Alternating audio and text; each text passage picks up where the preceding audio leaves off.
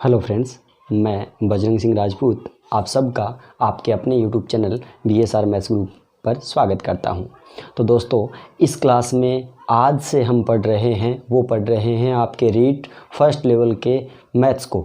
और मैं आपको बता दूं, इस रीड फर्स्ट लेवल मैथ्स के जितने भी टॉपिक हैं वो सारे टॉपिक वाइज हम आपके साथ करते चले जाएंगे। और आज जो हमने शुरुआत की है वो आपके बिल्कुल स्टार्टिंग पॉइंट यानी बिल्कुल बेसिक पॉइंट से स्टार्ट किया है, जिसका नाम है करोड़ तक की संख्याएं। तो चलिए फिर शुरू करते हैं आज अपना पहला टॉपिक, जिसका नाम है करोड़ तक की संख्याएं, जो रीड फर्स्ट लेवल में आपसे पूछा जाता है। तो फ्रेंड्स, इस कड़ी में सबसे पहले जिस संख्या की हम बात कर रहे हैं वो बात कर रहे हैं प्राकृत संख्या की। आपको मैं बता दूं, प्राकृत संख्या को नेचुरल नंबर से भी बोलते हैं और इनको n से प्रदर्शित किया जाता है। किसे कहते हैं? वे संख्याएं जो एक से शुरू होकर अनंत तक जाती है। एक से शुरू होती है और अनंत तक जाती है, उसे हम जितना चाहें उतना लेके जा सकते हैं। मीन्स एक से स्टार्ट होगा, 1 2 3 4, आगे आप जितना चाहो उतना लेके जा सकते हो। वो संख्याएं प्राकृत संख्याएं होती है। अब इसके बाद इसने जो दिया है, एक प्रश्न दिया है कि प्राकृत संख्या से संबंधित कैसा प्रश्न आपसे पूछता है। प्रश्न आपके सामने है। प्रश्न कह रहा है, निम्न में से कौन सा कथन सत्य है। आपको यहाँ पे दो कथन दे रखे हैं, 1 नंबर और 2 नंबर। दोनों में से कौन सा कथन सत्य है ये पूछ रहा है। 1 नंबर कथन क्या दिया गया है? प्राकृत संख्या योग के लिए संवृत होती है, संवृत होती है।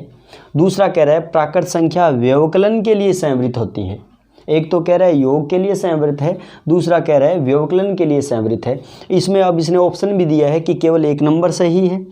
बी ऑप्शन कह रहा है केवल 2 नंबर सही है। सी ऑप्शन कह रहा है 1 और 2 दोनों सही है। और डी ऑप्शन कह रहा है न तो 1 नंबर सही है और न ही 2 नंबर सही है। इस प्रश्न की अगर हम बात करें तो इस प्रश्न का आसान सा जवाब है कि ये किसकी बात कर रहा है? प्राकृत संख्या की बात कर रहा है। प्राकृत संख्या मतलब जो 1 से शुरू होती है और अनंत तक जाती है। और इसमें इसने एक गुणधर्म की बात की है, संवृत गुणधर्म। अब ये संवृत गुणधर्म कौन सा होता है इसके बारे में थोड़ा सा पता करते हैं, फिर हम आपके इस प्रश्न पे आएंगे, ताकि आपको इसका जवाब खुद ब खुद मिल जाए। आप ही दे देंगे, मुझे देने की जरूरत नहीं पड़ेगी जवाब। संवृत किसे कहते हैं? संवृत, संवृत का मतलब हुआ, जैसे प्राकृत संख्या की बात कर रहा है तो प्राकृत में ही संवृत का पता करते हैं। तो संवृत में प्राकृत संख्या में ये कहता है कि अगर हम प्राकृत संख्या है कोई, उसमें अगर हम कोई प्राकृत संख्या ही जोड़ें तो प्राकृत संख्या ही आनी चाहिए। यानी जिस संख्या में कोई संख्या जोड़े, जैसे प्राकृत है तो प्राकृत में प्राकृत जोड़े, प्राकृत आना चाहिए। प्राकृत में से प्राकृत घटाएं तो प्राकृत आना चाहिए। गुणा करें तो प्राकृत ही आना चाहिए और भाग करें तो भी प्राकृत ही आना चाहिए। वो नियम जो होते हैं वो संवृत नियम कहलाते हैं या संवृत गुणधर्म कहलाते हैं। और प्राकृत संख्याओं में संवृत गुणधर्म का क्या रोल होता है ये देख लेते हैं हम। संवृत प्राकृत संख्याओं में क्या होता है? प्राकृत संख्या में अगर हम कोई प्राकृत संख्या जोड़ेंगे तो हमें उत्तर भी क्या मिलेगा? उत्तर भी एक प्राकृत संख्या ही मिलेगा। प्राकृत संख्या में अगर हम कोई प्राकृत संख्या जोड़ेंगे तो हमें उत्तर भी क्या मिलेगा? एक प्राकृत संख्या ही मिलेगा, ये याद रखेंगे। दूसरा, योग का तो हो गया काम खत्म। व्यवकलन देखें यानी घटाओ में देखें तो प्राकृत में से अगर हम प्राकृत संख्या घटाएं तो आपको क्या मिलेगा? भाई जैसे प्राकृत में प्राकृत जोड़ें, जैसे हमने बोला कि 2 है प्राकृत संख्या है, उसमें मैंने 3 जोड़ दिया, प्राकृत संख्या जोड़ दी, कितना आया? 5 आया, जो कि एक प्राकृत संख्या है। मतलब ये वाला तो संवृत का नियम पालन होता है, कोई दिक्कत नहीं है योग की क्रिया में। तो घटाव वाला और चेक करें तो घटाव वाले में आप देखें तो प्राकृत माइनस प्राकृत संख्या कह रहा है, तो क्या मिलेगा? अब जरूरी थोड़ी है कि प्राकृत संख्या, जैसे हमने हर बार ये लेके 5 - 2 कर देते हैं जी, 3 बचेगा। प्राकृत आया, ठीक है, अभी घटाने पर प्राकृत आया, बट ये जरूरी थोड़ी है 5 में से 2 घटे। कभी कभी 2 में से भी 5 घटाना पड़ जाएगा। अभी 2 भी प्राकृत है और 5 भी प्राकृत है, इनका भी तो व्यवकलन किया जा सकता है। तो इनका व्यवकलन करेंगे तो आपको क्या मिलेगा? इनका व्यवकलन करने पे आपको मिलेगा -3। और -3 आपको पता है प्राकृत संख्या नहीं है। प्राकृत संख्या कौन सी होती है? 1 से शुरू होती है, प्लस की होती है सारी की सारी, और अनंत तक जाती है, वो प्राकृत संख्या होती है। मीन्स प्राकृत में से अगर प्राकृत घटाएंगे तो प्राकृत नहीं बचेगा, तब क्या बचता है?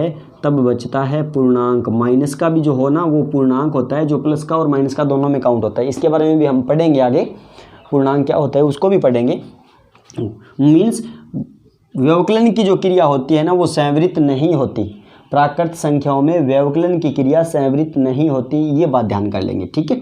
योग की क्रिया होती है, व्यवकलन की क्रिया नहीं होती। गुणा की क्रिया चेक करें तो प्राकृत का गुणा अगर हम प्राकृत संख्या से करें तो आपको क्या मिलेगा? तो आपको प्राकृत संख्या ही मिलेगी। ये वाला सही है। प्राकृत का गुणा प्राकृत से गुणा करने पर प्राकृत संख्या ही मिलती है। ठीक है, जैसे 2 का अगर हम 3 से गुणा करें ना तो 2 और 3 प्राकृत है और 6 भी कितना आया, प्राकृत आया। तो मतलब प्राकृत का गुणा प्राकृत से करने पर प्राकृत संख्या ही मिलती है। ये वाला सही है। आगे हम बात करें भाग की, तो अगर हम प्राकृत संख्या को भाग करें प्राकृत संख्या से तब हमें क्या मिलेगा, तब हमें मिलेगी एक परिमेय संख्या। कौन सी संख्या, परिमेय संख्या। ये बात भी ध्यान रखेंगे। इसके बारे में भी अपना एक पढ़ेंगे आगे, इसी के बाद हम आगे पढ़ेंगे कि परिमेय संख्याएं क्या होती है और कैसे बनती है और हमें पता कैसे लगता है। ठीक है, तो आपको याद ये रखना है। अब इसने योग और व्यवकलन की बात की थी, तो योग की क्रिया तो प्राकृत आता है, ये बात सही है, संवृत होती है। व्यवकलन की क्रिया की अगर हम बात करें, घटाव की क्रिया की बात करें, तो प्राकृत में से प्राकृत घटाने पर आपको प्राकृत संख्या नहीं मिलती, हमेशा नहीं मिलती। भी मिल जाती है बट हमेशा नहीं मिलती। मीन्स हम यहाँ से क्या कह सकते हैं, इनमें से कौन सा कथन सही होगा, इनमें से ये होगा प्राकृत संख्याओं के योग के लिए संवृत होती है, बिल्कुल होती है, हमेशा होती है। बट व्यवकलन के लिए संवृत होती है बट हमेशा नहीं होती। मीन्स हमेशा नहीं होती मतलब उसे हम कन्फर्म तो नहीं कह सकते। मीन्स इसमें कौन सा सही होगा, सिर्फ 1 नंबर आपका सही होगा, सिर्फ 1 नंबर ही आपका सही होगा, दूसरा आपका सही नहीं होगा। तो ये बात थी। अगर आपको प्राकृत संख्याओं, इस प्रकार से आपसे प्रश्न पूछेगा प्राकृत संख्याओं में, प्राकृत संख्याएं कहाँ से शुरू होती है, एक बार फिर से नज़र दौड़ा लें। प्राकृत संख्याएं जो है वो 1 से शुरू होती है और अनंत तक जाती है। आप जितना चाहो उतना लेके जा सकते हो, पहली बात। दूसरी बात, संवृत के नियम की अगर हम बात कर लें तो प्राकृत संख्या में अगर हम प्राकृत संख्या जोड़ेंगे तो हमें क्या मिलेगी, प्राकृत संख्याएँ ही मिलेगी। प्राकृत संख्याओं में प्राकृत संख्या घटाएंगे तो पूर्णांक मिलेगा, यानी वो प्राकृत मिले है जरूरी नहीं, हर बार पूर्णांक भी मिल सकता है। प्राकृत का प्राकृत से गुणा करेंगे तो प्राकृत आएगा और प्राकृत का प्राकृत से भाग करेंगे तो परिमेय संख्या आएगी। तो ये तो होगी प्राकृत संख्याओं में एक टाइप का, तो ये प्रश्न पूछता है आपसे। दूसरे टाइप का जो प्रश्न पूछता है वो क्या पूछता है, दूसरा पूछता है पूर्ववर्ती और परवर्ती के बारे में। एक तो होता है पूर्ववर्ती और एक होता है परवर्ती। अब ये क्या होते हैं और इनसे प्रश्न कैसे बनते हैं, चलिए फिर चेक कर लेते हैं। हम बात कर रहे थे पूर्ववर्ती और परवर्ती की। तो पूर्ववर्ती क्या होता है ये देख लीजिए। पूर्ववर्ती होता है किसी प्राकृत संख्या से पहले की संख्या, जस्ट पहले की संख्या, उस संख्या की पूर्ववर्ती संख्या कहलाती है। पहले की संख्या पूर्ववर्ती। परवर्ती किसी प्राकृत संख्या के बाद की संख्या, उस संख्या की परवर्ती संख्या कहलाती है। उदाहरण की अगर हम बात करें पूर्ववर्ती की, जैसे मान लो आपने 604 ले लिया और आपसे पूछे 604 की पूर्ववर्ती संख्या बताइए, पूर्ववर्ती यानी जस्ट पहले की। और मैं आपको बता दूं पूर्ववर्ती संख्या निकालने के लिए हम जस्ट पहले की निकालते हैं, मीन्स उसमें से एक कम करते हैं। याद रखने का एक आसान सा तरीका, पूर्ववर्ती की संख्या चाहिए तो आपको उसमें से -1 कर देना है, एक कम कर देना है। ये लो कितना बच गया, 603। मतलब 604 की पूर्ववर्ती संख्या जो है वो 603 होगी। ठीक है, और परवर्ती संख्या किसी प्राकृत संख्या के बाद की संख्या परवर्ती संख्या होती है। अब ये परवर्ती संख्या निकालने का क्या तरीका रहता है, परवर्ती संख्या निकालने का तरीका रहता है, जो संख्या आपको दे रखी है, जैसे मान लो 605 दे रखा है, इसकी परवर्ती संख्या पूछ रहा है तो परवर्ती निकालने के लिए उसमें +1 करते हैं। पूर्ववर्ती के लिए -1 किया जाएगा और परवर्ती के लिए +1 किया जाएगा। तो +1 करेंगे तो आपको कितना मिल गया, 606 मिल गया। मीन्स 606 जो है वो 605 का परवर्ती है और 603 जो है वो 604 का पूर्ववर्ती है। तो किसी संख्या की पूर्ववर्ती संख्या निकालने के लिए -1 करेंगे और परवर्ती संख्या निकालने के लिए +1 करेंगे। ये बात ध्यान करेंगे। अब बात आई कि इस पूर्ववर्ती और परवर्ती से सवाल कैसे बनते हैं, तो चलिए फिर देख लेते हैं पूर्ववर्ती और परवर्ती के सवाल जो है वो किस प्रकार आपसे पूछता है। चलो फिर ये है आपका वो प्रश्न जो क्या कह रहा है, निम्न में से कौन सा कथन सत्य है, पूर्ववर्ती और परवर्ती में किस प्रकार से प्रश्न पूछे जाते हैं वो लिख रखा है। असत्य कथन पूछ रहा है, 1000 का पूर्ववर्ती 998 है।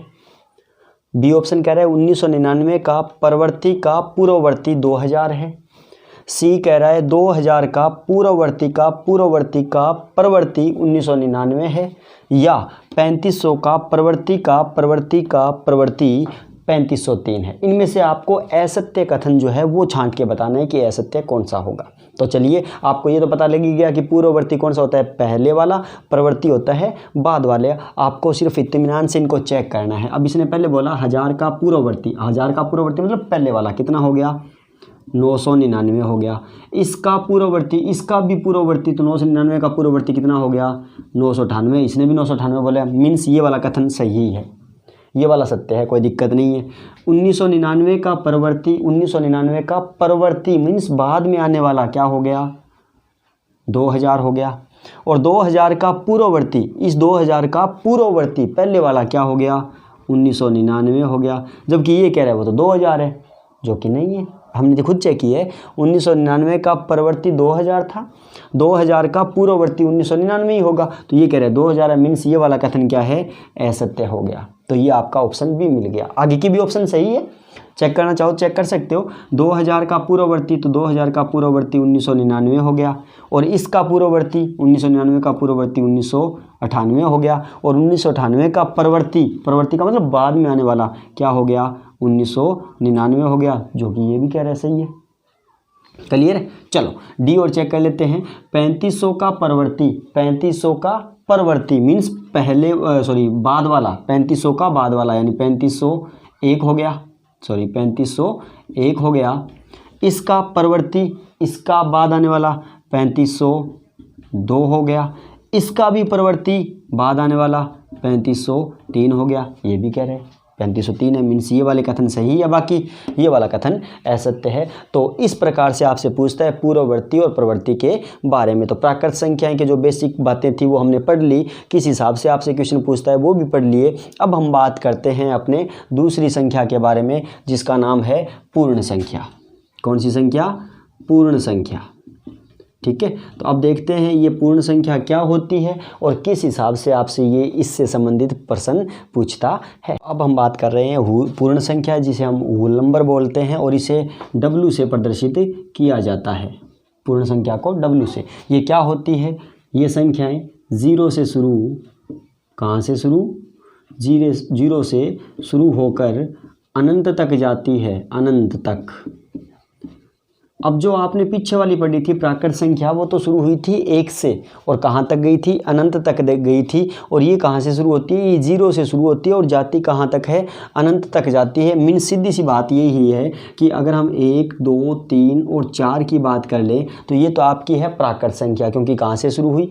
1 से शुरू हुई। अब इसके साथ मैंने 0 और लगा दिया, तो ये क्या बन गई? अब आपकी पूर्ण संख्या बन गई, क्योंकि 0 आपने साथ में काउंट कर लिया। तो 0 से शुरू होती है और अनंत तक जाती है। अब इसके अंदर देखो क्या होता है, मैंने कोई एक संख्या सेलेक्ट कर ली, कोई भी एक संख्या, जैसी आपकी चॉइस है।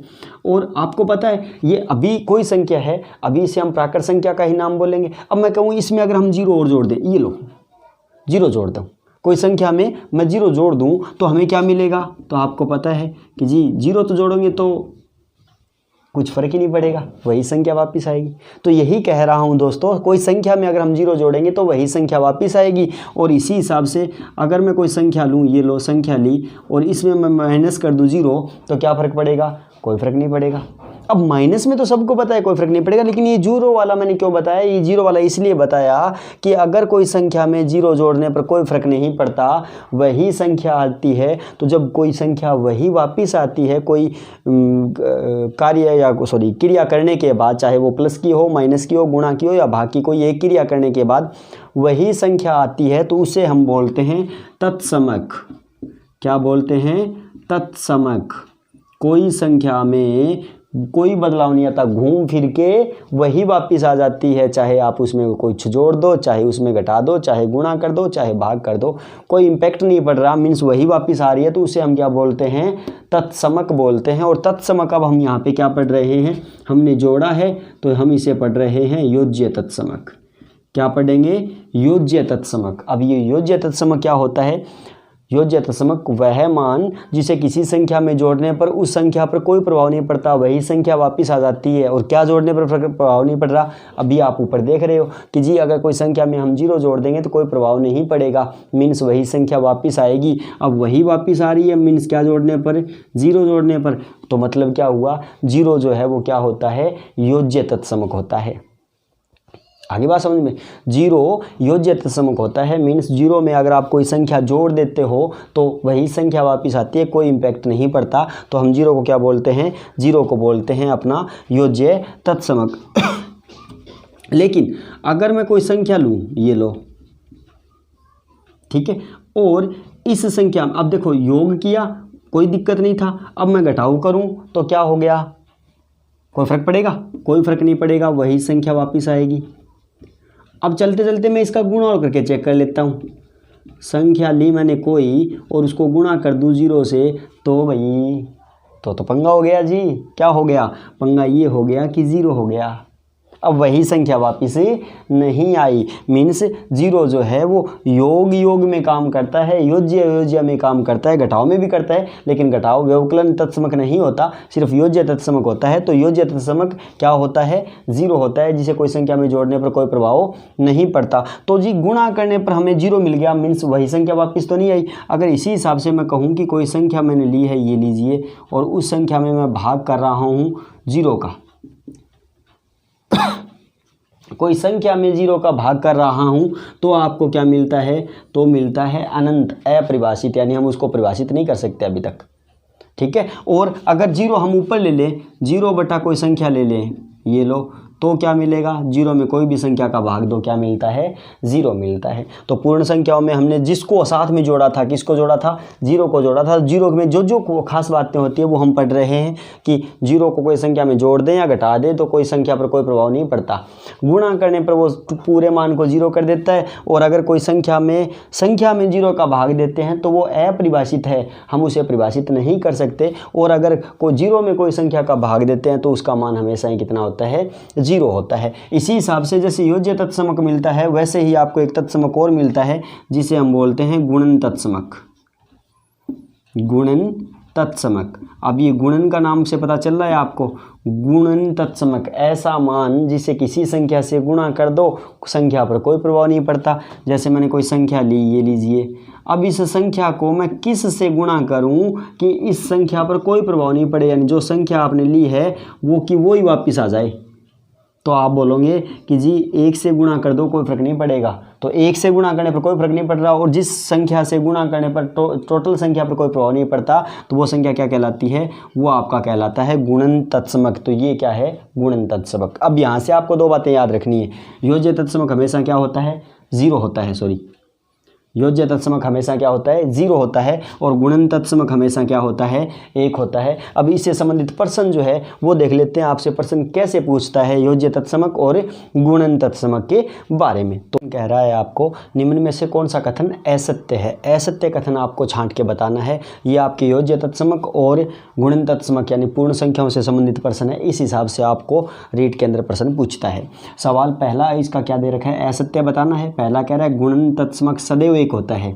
गुणन तत्समक यानी ऐसा मान जिसे किसी संख्या से गुणा करने पर वही संख्या आती है, तो वो सदैव 1 होता है, यानी 1 से गुणा कर दो वही संख्या आएगी।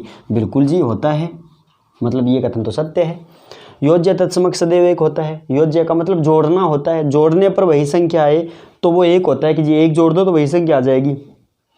नहीं आती, 1 जोड़ने पे तो नहीं आती। 1 जोड़ने पर तो परवर्ती संख्या आती है, आपको पता है ना। तो 1 जोड़ने पर नहीं होता, वो क्या जोड़ने पर होता है? योज्य तत्समक सदैव क्या होता है? 1 नहीं होता, 0 होता है। योज्य तत्समक सदैव 0 होता है। आगे वाला तीसरा कह रहा है योज्य तत्समक को किसी संख्या में जोड़ने पर कोई प्रभाव नहीं पड़ता। बिल्कुल सही है, ये तो परिभाषा है योज्य तत्समक की। ऐसा मान जिसे किसी संख्या में जोड़ने पर कोई प्रभाव नहीं पड़ता, वह मान उस संख्या का योज्य तत्समक कहलाता है।